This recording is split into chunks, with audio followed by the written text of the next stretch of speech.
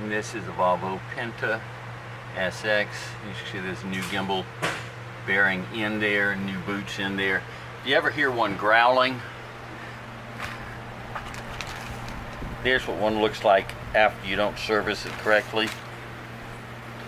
There's the inner that stays on the shaft, and there is the part that is the outer for the gimbal bearing.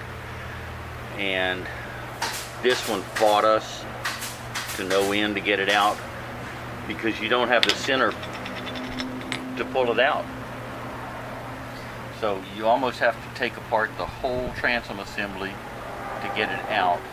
So it's really not worth taking any time to, or it's worth taking some time to check it. Now with the check alignment,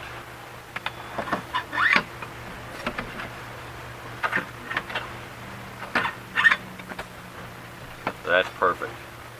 So our engine alignment's good, so the drive will go back on.